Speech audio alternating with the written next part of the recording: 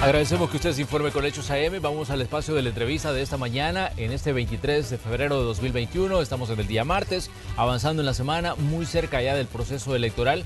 Uno de los puntos importantes es la seguridad y el papel que van a jugar en este caso la Policía Nacional Civil, los elementos de la Fuerza Armada.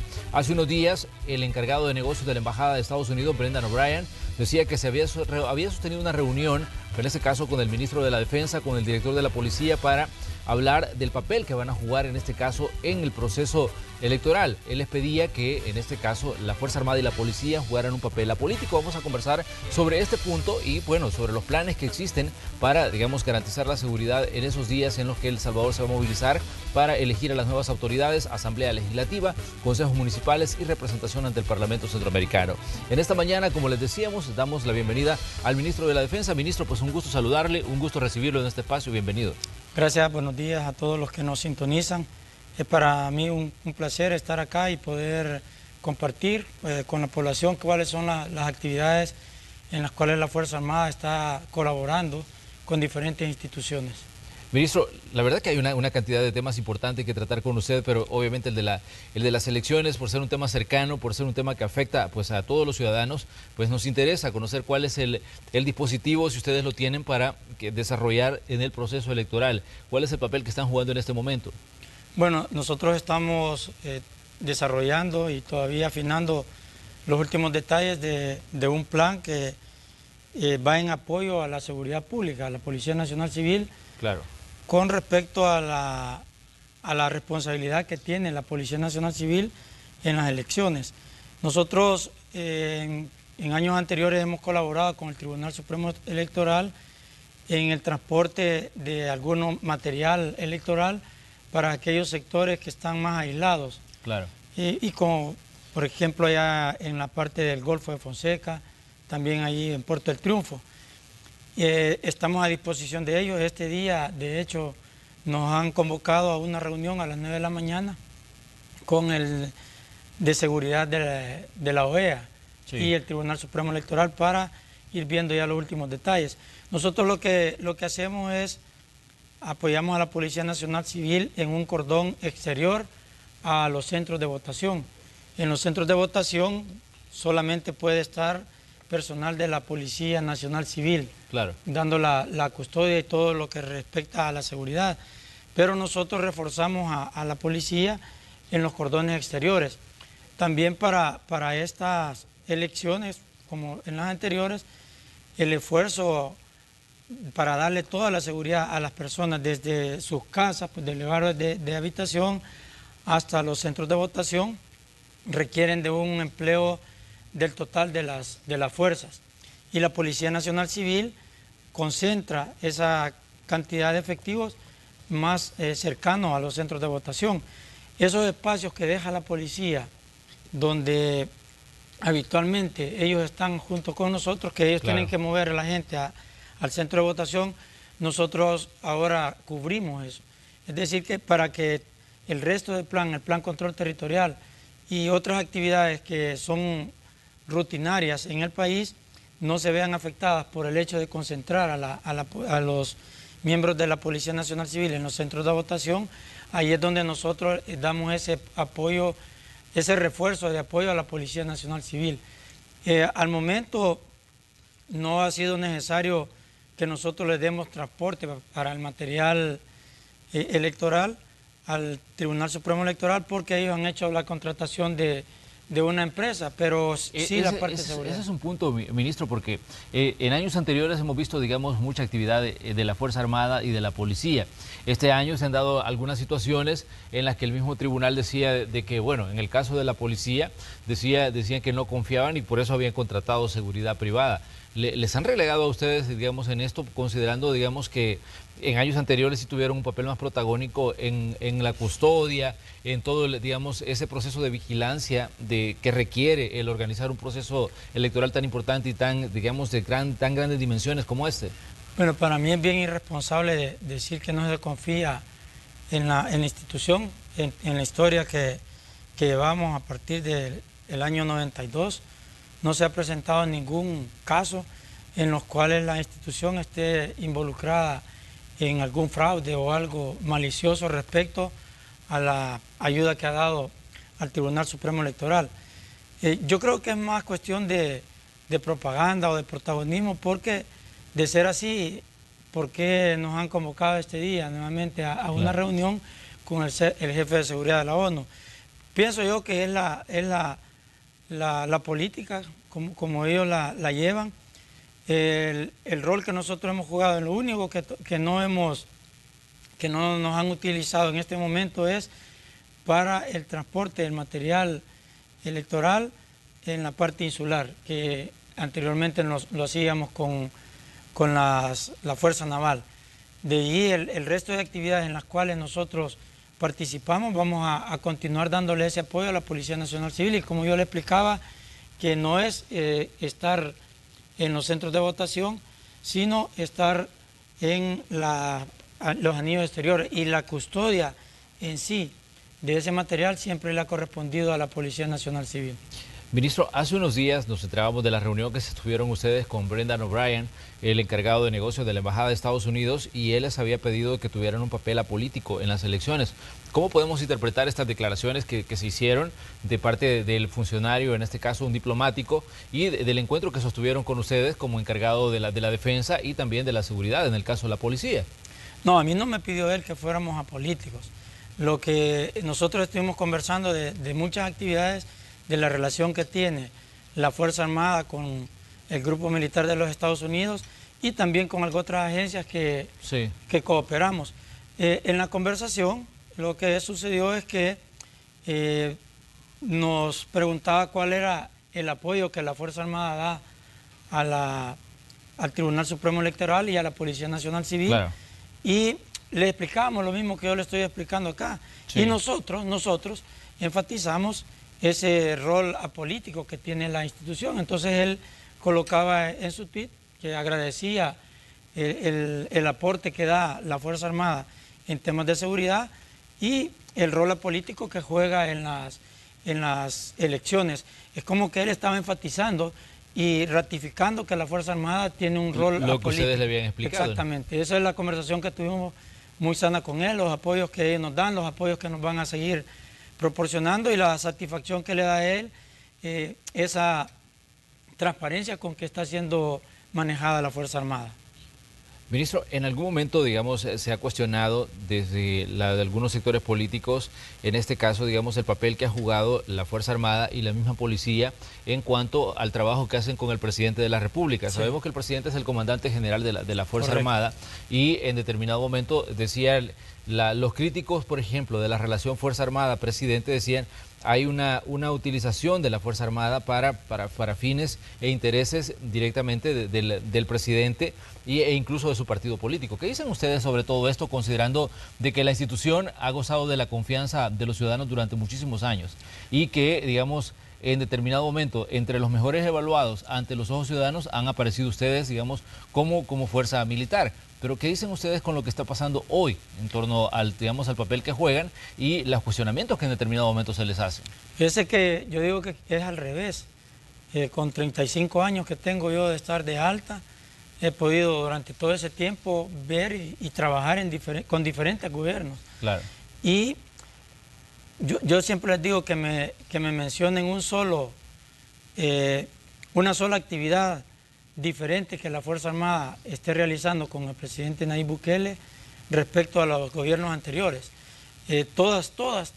Es más, yo he sacado algunos videos de años anteriores donde aparecen los soldados recogiendo basura en las calles, repartiendo alimentos, trabajando en la tierra, removiendo escombros, haciendo abatizaciones, todas esas actividades que también las estamos haciendo con él. Lo que sucede es que en años anteriores la Fuerza Armada ha sido utilizada para esos fines y los que ponen la cara o los que salen dando los resultados de la Fuerza Armada han sido otros. Yo me recuerdo Protección Civil, por ejemplo. En Protección Civil lo que manejaba toda la situación ante desastres, ante emergencias, en verdad ha sido la Fuerza Armada, pero que salía hablando era otra persona y el militar estaba por allá escondido. Claro. Ahora lo que ha sucedido es que el señor presidente de la República le ha dado el puesto que realmente merece la institución y ha dignificado el trabajo de los miembros de la misma. Y también es bueno mencionar que históricamente la institución siempre se ha ubicado entre las instituciones en las cuales la población tiene mayor confianza y mucha aceptación, pero nunca había estado en la posición que está actualmente. Nunca había estado entre las primeras posiciones, porque ahora estamos solamente atrás del señor presidente, pero si ya vemos como instituciones, somos la institución número 1, antes andábamos en 7, 6, 3, entonces eso contrasta con lo que dicen las otras personas, porque eso es lo que puede decir un político con fines políticos, pero lo que la ciudadanía percibe y lo que la ciudadanía ve es otra cosa y está reflejado en lo que han colocado en las encuestas. ¿Considera usted que no existe una instrumentalización de la Fuerza Armada por parte del Ejecutivo en este caso? Porque eso es, como digamos, uno de los puntos que se pone en discusión en estos días y que obviamente pone a ustedes en, digamos, en una situación ante la opinión pública en la que pues todo el mundo habla y dice cosas respecto al trabajo de la Fuerza Armada. Sí, pero ¿cuál es la instrumentalización? Por ejemplo, que nosotros hemos, durante la pandemia, por ejemplo, que anduvimos colaborando en primera línea cuando la situación era extremadamente difícil y al utilizar la Fuerza Armada la vieron mal porque decían que eso no era un rol, pero ya lo ha hecho. Yo le digo que anduvimos abatizando, anduvimos... Claro. Luego, en los desastres, ahora le prohibieron al señor presidente que dijera que había emergencia, que decretara emergencia. En gobiernos anteriores ha habido emergencia y la Fuerza Armada es la primera que ha estado ahí. Y le puedo seguir mencionando otros casos, las reforestaciones y todo eso. Entonces, cuando la Fuerza Armada es utilizada para eso, que también anteriormente se utilizó, ahora dicen que es instrumentalización. Lo único que ahora la población sabe quién es la que lo hace. Y antes lo hacía y lo tenían a un lado. Pero ¿no considera usted, ministro, que esto puede ser también producto de lo que pasó el 9 de febrero en la Asamblea Legislativa, que todavía sigue, de hecho, pues en la memoria de los diputados, que hace unos días hicieron una sesión plenaria y hablaron precisamente del 9 de febrero y pidieron, en este caso, insistieron de que el presidente de la República pues debía destituirle, en este caso, a usted? Claro, ellos siguen, yo uso el término moler agua, siguen moliendo agua, o sea, están haciendo nada. ¿Por qué? Porque eso llevó un proceso, ¿no? Ellos no estaban conformes con lo que había pasado el 9 de febrero, hicieron todo lo que tenían que hacer, le pusieron el anuncio al señor fiscal, el señor fiscal dijo que no habían delitos, luego fui a una interpelación, le explicamos ante toda la población qué es lo que había sucedido, luego cerraron ellos, hicieron una comisión especial que investigara lo del 9 de febrero, cerraron la comisión oficialmente. Y ahora siguen moliendo agua porque vuelven a traer a colación lo mismo, que ya la población sabe qué pasó. Entonces, ellos pueden seguir en lo mismo y lo mismo, pero la sociedad ya se dio cuenta que no es así. Entonces, en ningún momento se puede decir que por eso se está instrumentalizando, porque ahí se explicó qué es lo que se estaba haciendo, que era la seguridad del señor presidente.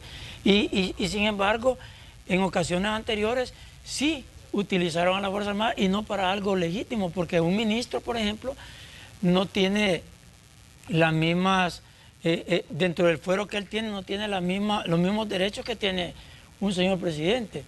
Y allí se utilizó la Fuerza Armada para eso, pero allí no pasó nada. Entonces, por eso que yo le digo que nada de las actividades que realiza la Fuerza Armada en la actualidad están fuera de las actividades que anteriormente se han hecho.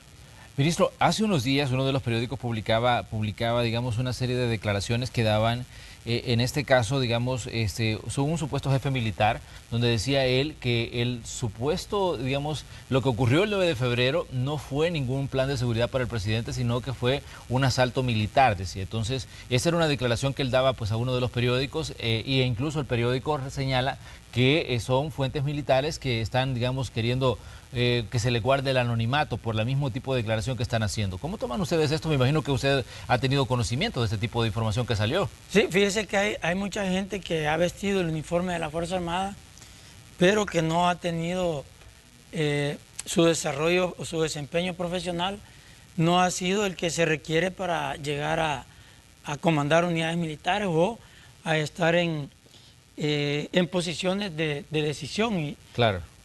Y se atreven a veces por el hecho de que usaron el uniforme militar a querer decir cómo se debe conducir una institución, pero fíjese que acá para llegar a los cargos que nosotros tenemos, en verdad se requiere de, aparte de la experiencia de haber conducido unidades militares, se requiere también ciertos estudios a nivel estratégico, político estratégicos, que le dan a uno la capacidad para poder hacer el empleo adecuado de la fuerza y para poder tomar decisiones. Entonces, cuando estas personas se atreven a hablar, lo hacen sin conocimiento. Bueno, incluso a mí me tocó en la interpelación tener que aclarar conceptos al diputado Vargas, explicarle, llevarlo a los años de cadete para darle explicaciones de conceptos y cosas como esas. Entonces, cuando estas personas dicen eso, puede ser que lo hagan por ignorancia, por la misma ignorancia de que nunca tuvieron cargos de dirección en la Fuerza Armada, o también con algún fin político, pero lo importante es que nosotros explicamos, estuvimos 14 horas ahí explicándole y respondiendo todas las preguntas que nos hicieron. Entonces, eso es lo que la población captó y es lo que también la comunidad internacional ha captado de lo que sucedió ese día. Ministro, también nos gustaría que nos explicara el caso del coronel Rafael Antonio Urquía. Él fue nombrado como agregado de defensa de la misión permanente de la Organización de los Estados Americanos. Y lo que ha trascendido es que él fue el encargado, en este caso, del dispositivo que se desarrolló el 9 de febrero. ¿Esto es así? No es así. Ya ahí hablamos, yo creo que ese tema ya está cerrado porque se explicó en la Asamblea Legislativa el 21 de agosto, se explicó paso a paso qué es lo que sucedió en ese lugar. El empleo de las fuerzas, qué fuerzas estuvieron, cuáles apoyaron. No, el nombramiento, ministro, en el caso del coronel Urquía, se dio este nombramiento de él, de hecho, bueno, hay hasta fotografías donde él aparece, digamos, en la Asamblea Legislativa, y ahora se dice que se ha nombrado ante la Organización de Estados Americanos. Es decir, se dio este nombramiento y él ha sido nombrado a este cargo fuera del país. Mire, las misiones de agregadurías o en el exterior, la política exterior de la Fuerza Armada requiere el empleo de diferentes grados y diferentes personalidades, ¿no? que van a cumplir misiones. Claro. Normalmente con las promociones que llegan a tener, dijéramos, la mayor experiencia en la Fuerza Armada, cuando ya les toca que retirarse o les queda poco por retirarse y ya hay que abrir espacio para que otras generaciones nuevas vayan cubriendo los puestos de ellos. Y estas personas son empleadas normalmente en misiones de agregados militares y todo, pero es algo normal que sucede. ¿Considera usted que no fue, digamos, algo que tiene que ver con lo del 9 de febrero, sino que fue un movimiento rutinario? ¿Es eso? Claro, es la promoción de ellos, es la promoción que está abajo de nosotros. Ellos ya fueron evaluados en sus dos oportunidades para los ascensos a generales. Entonces, cuando ya se les han cumplido todo su tiempo de servicio en la institución y es necesario que ellos abran espacios a las nuevas generaciones, abren esos espacios, pero nosotros no podemos o no tenemos la capacidad de cubrir todos los puestos con los que continúan de alta. Entonces, lo que se hace es que con esas promociones se seleccionan los oficiales que obviamente tienen perfiles, ¿no?, para poder desempeñar esas misiones, que hablan el idioma inglés, porque no es cualquiera, pues cuando es en Estados Unidos o en algunos otros países que hay que tener dominio del inglés.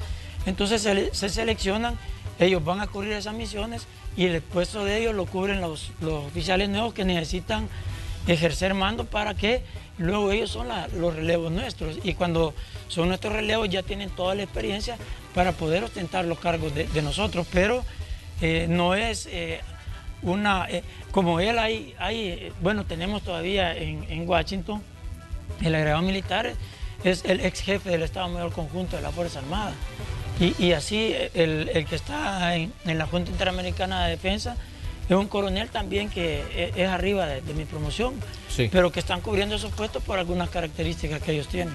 Muy bien, vamos a hacer una pequeña pausa comercial. Tenemos más temas que tratar esta mañana con el ministro de la Defensa, René Francis Merino Monroy, que nos visita aquí en Hechos AM. Le pedimos a usted que continúe en nuestra sintonía. Regresamos en cuestión de minutos.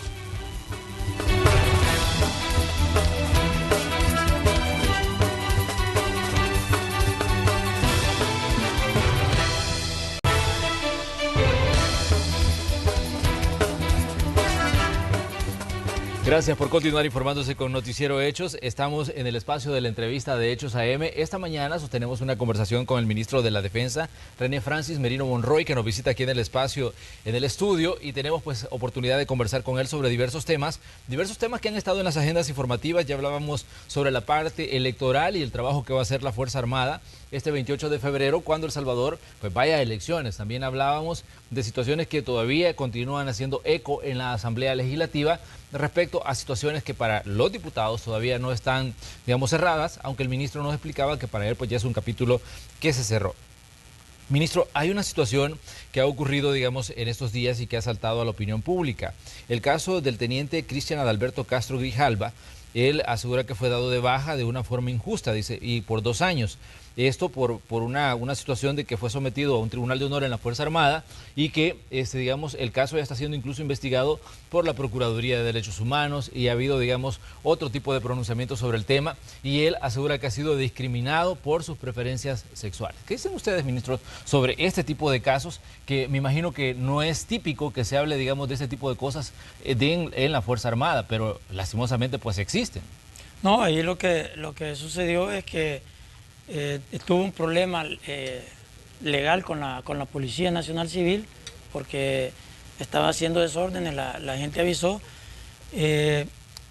fue llevado a las Bartolinas, luego de su unidad militar se dieron parte, y luego nosotros tenemos procedimientos operativos normales, sí, que nos indican qué es lo que hay que hacer ante cada una de las situaciones. Claro. Y me recomendaron de que el caso de él lo viera el Tribunal de Honor por esas cuestiones que sucedieron. Claro. El Tribunal de Honor es un tribunal que es independiente a mi persona, independiente, dijéramos, al Estado Mayor. Tiene sus decisiones, las toman ellos con toda la parte legal. El Tribunal de Honor recomendó que fuera dado de baja por 2 años por la falta que cometió, y nosotros legalmente analizamos en el Ministerio si no se ha violado ningún derecho, claro, que se hayan respetado todos los derechos, se respetó todo el proceso, y eso se eleva a Casa Presidencial, donde también hacen el mismo procedimiento de verificar que no se violen derechos. Y luego que se verifica que todo el procedimiento está apegado a la ley, se ratificó de que se autorizó pues al final que lo que había propuesto el Tribunal de Honor, ¿no? que fuera dado de baja por 2 años. Esa es la realidad de ahí. Pero, ministro, explíquenos una cuestión. ¿Esto tiene que ver, digamos, con la condición sexual en este caso del militar, o tiene que ver con la conducta que él registró en abril del año 2020? Claro. Es más, fíjese que él puso a Derechos Humanos una queja también. Claro. Y Derechos Humanos resolvió que no le habíamos violado ningún derecho, que el procedimiento se había hecho de acuerdo, porque el problema que él tuvo fue con la policía. Es un problema que él tuvo con la policía por desórdenes. Claro. Eso es lo que sucedió. No es por nada más. Lo que pasa es que ahí yo vi que salieron unos medios, primero dijeron que era por eso, de que claro, por producto de su mala conducta. Sexual. No, primero era de su por el hecho de haber, digamos, de haber generado escándalos. Escándalos en la vía pública y todo eso.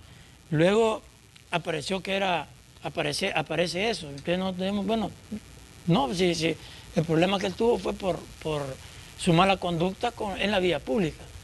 Entonces no, para nada, lo demás, y eso mismo también es lo que consideró Derechos Humanos, que el problema que él tuvo, por lo que el tribunal le solicitó 2 años de baja, es por los desórdenes en la vía pública en la forma que sucedieron. Pero, ¿qué implica, digamos, cuando una persona se le da de baja por 2 años? Se interrumpe su carrera militar ya por ese periodo de tiempo durante el que no va a estar activo, y, digamos, el impacto que tiene en la vida de una persona, porque definitivamente nosotros que estamos afuera y tal vez no entendemos, digamos, los códigos y las formas con las que trabaja, en este caso, las Fuerzas Armadas, y los reglamentos y los códigos que tienen dentro. Fíjese que es como, por ejemplo, cuando algún oficial va a un curso de ascenso, los cursos de ascenso, y él le va mal en el curso, y entonces nuestra ley dice que, o sea, si le va mal en el curso, él no puede ascender. Sí. Tiene que esperar hasta el siguiente año, tiene que esperar 1 año para poder ir nuevamente en segunda oportunidad a un curso. En ese momento él se atrasa de su promoción por un año, pero continúa, si logra pasar el curso en la siguiente oportunidad, él continúa. Ese es el caso que pasa cuando a alguien le dan de baja por un periodo de tiempo, Claro. que se separa de su promoción por la cantidad de tiempo que ha sido dado de baja. Y luego pueden continuar su carrera de manera normal. Ministro, durante el tiempo que se ha hablado de este caso, porque yo ayer estaba dándole seguimiento, digamos, a todas las declaraciones, a todo tipo de cosas que se han manejado respecto a diferentes situaciones que tienen que ver con la Fuerza Armada, y encontraba pues elementos sobre este caso en específico, el de esta persona que asegura fue dada de baja. En algún momento, como usted decía, se manejó por el tema de la situación en la que fue detenido, y otra vez salía pues a la luz el hecho también que él decía que por su condición sexual había sido, digamos, en este caso sancionado y hasta cierto punto él decía discriminado. Pero también cuando se hablaba de este caso, algunos, digamos, de las personas que han estado dándole seguimiento al caso de este señor que ha sido dado de baja por 2 años, decía de que en marzo de 2020 se dio otro incidente en el que estuvieron involucrados varios elementos de la Fuerza Armada a nivel de oficiales. Y entre esas personas mencionaban a Gerardo Antonio Merino Marroquín, que es, decían, uno de sus hijos, y que esta persona, a pesar de que se había, digamos, visto envuelta también en una situación en la que hubo alcohol y hubo supuestamente ruido en un bar que funciona dentro de una instalación militar, no había sido sancionado. Y decían, ¿por qué en un caso sí se aplica, digamos, el Código de Honor y en el otro caso no? No, es que no es así como lo han dicho. Explíquenos, ministro, porque para que lo entendamos bien. Bueno, para empezar, nosotros publicamos un decreto en el cual como ministro de la Defensa yo me recuso a ver cualquier caso que tenga que ver con mis hijos, porque ellos son oficiales. Claro. Y son oficiales como cualquier otro. Es más, por mi condición de ministro, ellos son los únicos que no han podido hacer cursos de ascenso en el exterior. No, de ascenso fuera. no, porque yo violaría la ley también. Sí. Yo. Pero, por ejemplo, en la Fuerza Naval, nosotros, cuando llegué a la Marina, yo creé una fuerza de tarea, que es esa Fuerza de Tarea Naval Tridente, que es la unidad especializada para la cuestión contra el narcotráfico.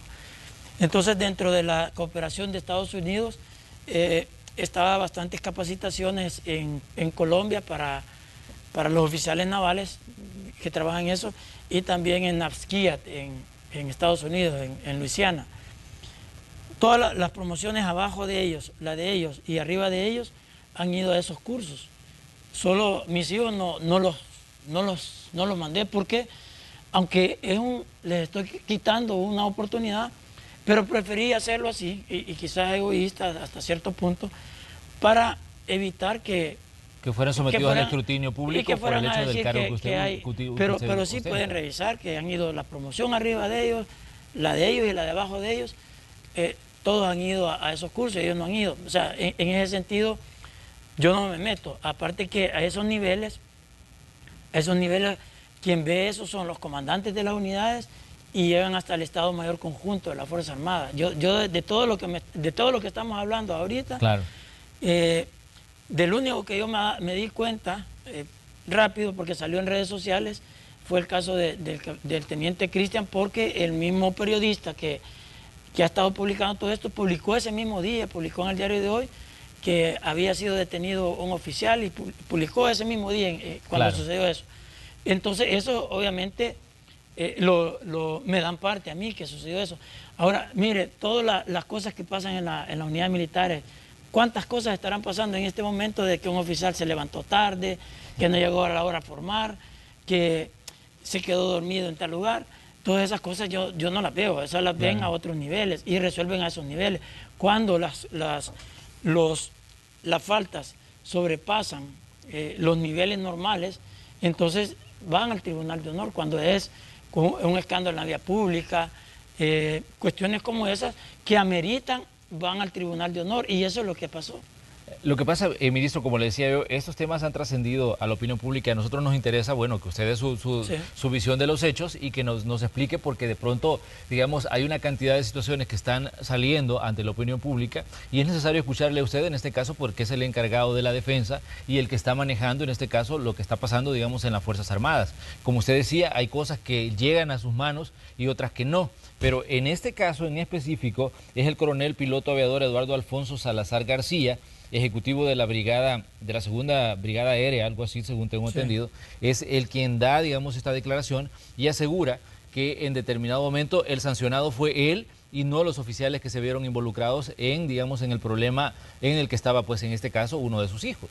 No, él tuvo una sanción, al igual que el teniente Castro, por otras cosas. Y lo que pasa es que luego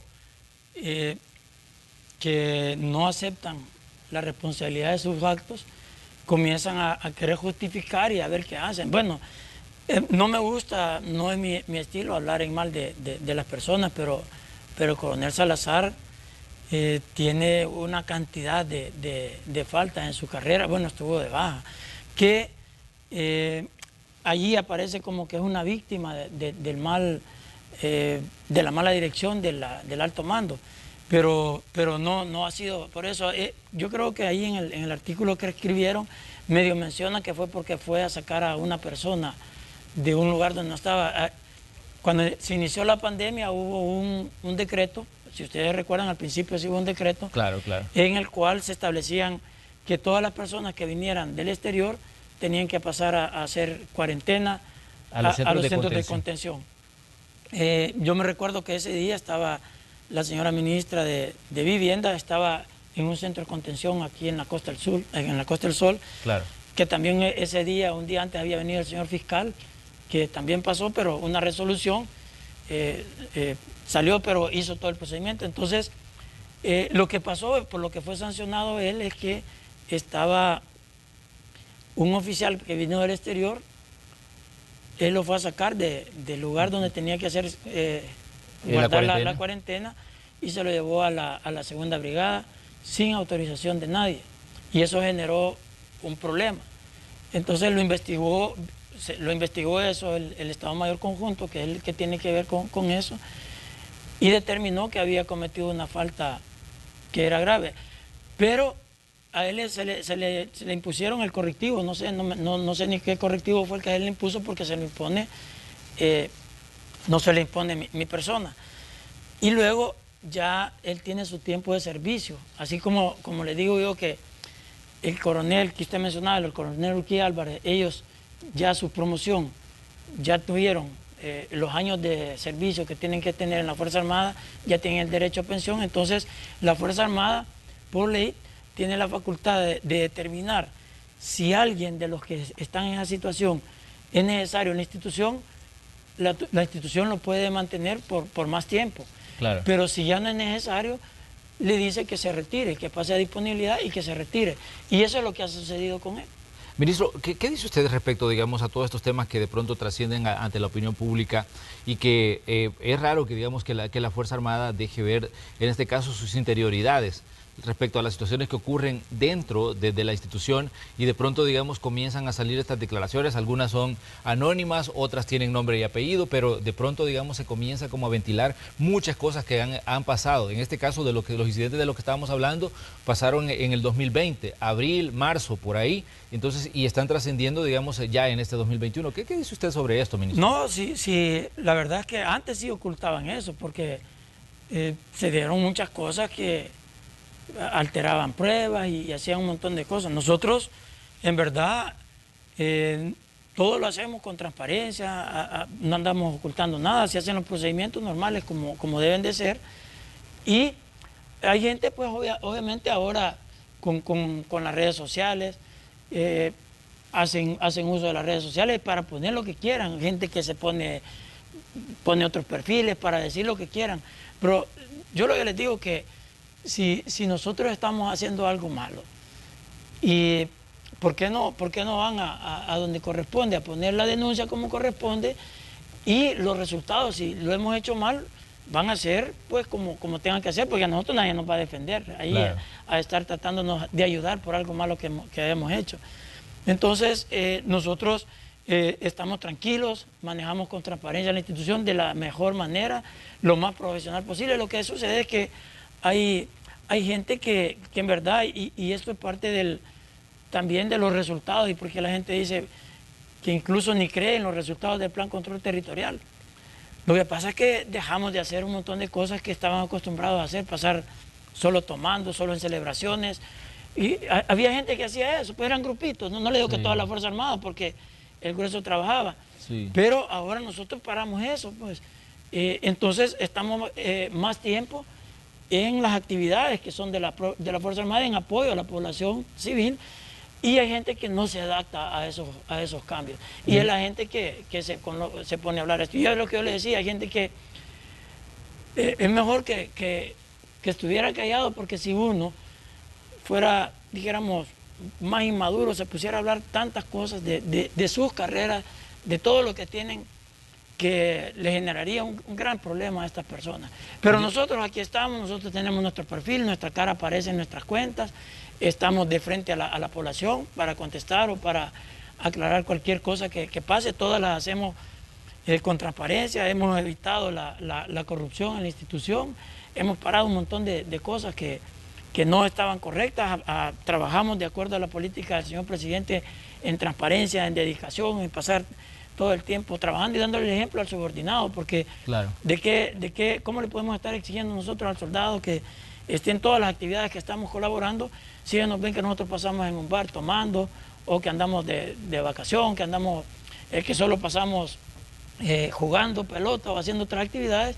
Obviamente eso genera descontento en los subordinados, pero si nosotros estamos al frente dando el ejemplo, todos los miembros del alto mando y los comandantes, pues la situación es diferente, porque los comandantes igual, los comandantes ahora pasan trabajando, porque sí se ha visto un cambio notorio donde todos los comandantes de las unidades, yo acostumbro a salir, no les aviso, y de repente me los encuentro en el terreno también, haciendo lo mismo que uno anda haciendo. Entonces eso indica que están más dedicados, y el que no se adapta a eso, se aplica lo que la legislación permite aplicar, no se hace algo fuera de la ley, porque obviamente nosotros no vamos a estar violando la ley por cosas que no se tengan que violar.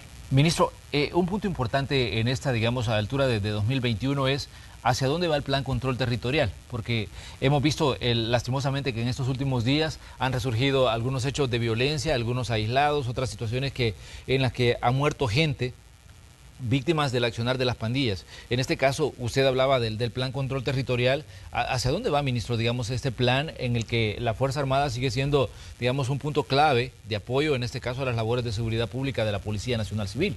Bueno, vamos bien. Siempre yo enfatizo y recuerdo que si se hubiera permitido, hasta esta fecha, si se hubiera permitido desarrollar las fases como nosotros las habíamos planificado, como el señor presidente las planificó, los resultados fueran todavía mejores. Sí. Obviamente, porque no hay tecnología todavía, no hay medios, no hay recursos. Usted acaba de ver en la grabación que hicimos, nosotros nos ha llevado 20 meses para lograr adquirir otra vez chalecos para la tropa, que todavía es una parte pequeña la que les acabamos de entregar, pero tenemos que dotar de todo ese equipo a todos los miembros de la Fuerza Armada que están trabajando en el terreno. Todavía no lo hemos logrado. ¿Por qué? Porque no han habido los recursos, nos quitaron los recursos que iban destinados a esos fines. Sin embargo, con lo que teníamos a ese momento, echamos a andar el Plan Control Territorial apoyándole a la Policía Nacional Civil en eso, y se comenzaron a tener los resultados que en un principio eran totalmente contundentes en comparación a los gobiernos anteriores. Claro. Pero nosotros siempre nos comenzamos a plantear, cuando íbamos viendo los resultados tan excelentes del Plan Control Territorial, el dilema es cómo lo vamos a sostener en las condiciones que estamos actualmente. Mientras no cambie la situación esa, pues va a ser bastante difícil mantener los resultados. Pero lo positivo es que los hemos mantenido. A este momento, por ejemplo, llevamos 12 homicidios menos con respecto al año pasado, en lo que va de enero a la fecha. Claro. Y el año pasado fue un año excelente en cuanto a los en la baja de homicidios y otros crímenes que se cometen. Entonces, y ahora todavía llevamos un poco abajo de eso, quiere decir que el plan control territorial es sostenible con lo que se tiene al momento. Cuando se asignen los recursos que se requieren para las otras fases, obviamente tiene que haber resultados todavía mejores a los que se están teniendo a este momento, pero sí es sostenible el plan, todavía se sigue manteniendo niveles bajos de homicidios. En el mes de febrero vamos todavía con 2 homicidios menos con respecto al año anterior, y febrero fue un mes con una tasa de homicidios bien baja. Entonces, eso nos indica que sí está siendo sostenido. Hay situaciones que se dan dijéramos, homicidios donde más de 3 personas que llaman la atención, porque no estábamos ya acostumbrados a eso, pero claro, que usted se recuerda cuando mataron a los 8... A los obreros en Opico. Eso no se ha dado en nuestra administración y esperamos que se dé, pero seguimos trabajando con la Policía Nacional Civil, seguimos dándole el apoyo a la Policía Nacional Civil, y hay que recordar que al mismo tiempo estamos ayudando en otras actividades. El tema de la pandemia, que está todavía fuerte, también estamos involucrados apoyando a la Policía Nacional Civil, al Ministerio de Salud en esas actividades, y logramos mantener los resultados positivos del Plan Control Territorial. ¿Cómo ve usted, digamos, el proceso de vacunación, ministro? Ya hablando de la pandemia, obviamente sabemos que los elementos de la Fuerza Armada, muchos están trabajando en el campo, mientras nosotros estamos pues conversando acá, están haciendo labores en comunidades, en cantones, en las zonas más apartadas o en zonas donde la población pues es muy nutrida. Y esto los expone también en este caso a pues contagiarse en determinado momento de COVID-19. ¿Cómo ve usted, digamos, el hecho de que se inicie el proceso de vacunación y que también dentro de poco pues, se va a vacunar pues a los elementos, en este caso, del ejército? Es positivo porque son los que, el personal de primera línea, ya lo mencionaron, los primeritos, los que están ahí al día a día con los de la pandemia, es el personal sanitario, de salud, y también la Fuerza Armada. Tenemos nosotros nuestro hospital militar, nosotros tenemos el Comando de Sanidad Militar, donde hay médicos que también están en contacto diario con las personas que tienen el COVID. Bueno, ellos son los primeros que tienen que inmunizarse. Se está haciendo el proceso, y luego otro personal que son, en el caso, Policía Nacional Civil, Fuerza Armada, claro, y otras instituciones que están también colaborando a diario al Ministerio de Salud. Es muy positivo porque eso va a permitir la seguridad de los que estamos trabajando en ese apoyo, y también eso es un efecto multiplicador, porque si usted no tiene el COVID, obviamente no lo va a transmitir, que claro, va a ir teniendo resultados también, o se va a ir viendo en el resto de la población. Pero hay una estrategia del Ministerio de Salud de cómo ha manejado la pandemia y cómo la va a seguir manejando para que tengamos resultados positivos, más de los que ya se tienen, y que se vaya normalizando esta situación en nuestro país, y nosotros solamente apoyamos esos esfuerzos. Pero ¿cuál ha sido la incidencia, ministro, de los casos de COVID entre los elementos de la Fuerza Armada? Porque definitivamente también son personal de primera línea que están haciendo sus labores y que no han parado, digamos, desde que comenzó el tema de la pandemia a lo que vamos de este 2021, ya casi tenemos un año en esta situación de emergencia sanitaria, y hemos visto pues que el COVID pues ha golpeado a muchos sectores, y en este caso nos gustaría saber cuál es la incidencia sobre los elementos de la Fuerza Armada. Ha sido bastante bajo. Nosotros, al igual que lo hizo el señor presidente a nivel macro, a nivel de país, también nosotros hicimos estudios también para aplanar nuestra curva con nuestros epidemiólogos. Hicimos estudios de cómo iba a ser el comportamiento del COVID en la Fuerza Armada, y con base a esos estudios nosotros comenzamos a dar directrices y a generar condiciones para que no se nos fuera a desbordar al interior de la institución, y nos dio resultados porque actuamos pronto, obtuvimos los recursos que necesitaban para proporcionarle la protección a nuestra gente. También hubo mucha educación, y eso permitió que la cantidad de contagiados en la Fuerza Armada fuera bajo en relación a lo que se ha visto en el resto de instituciones y en otros países del mundo.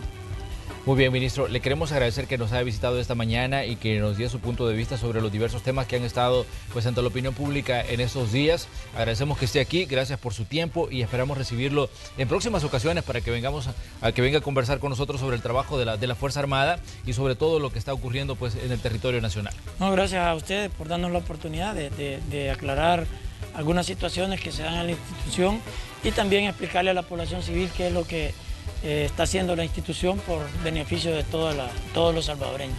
Muy bien, ministro, muchas gracias, le deseamos éxito en sus labores. Nosotros vamos a una pausa comercial y cuando regresemos más reporte de los equipos de Noticiero Hechos, la información deportiva y la información también del entretenimiento. Esto como parte de la cobertura informativa que tenemos todos los días. Continúe con nosotros, estamos ya en el día martes. Regresamos enseguida.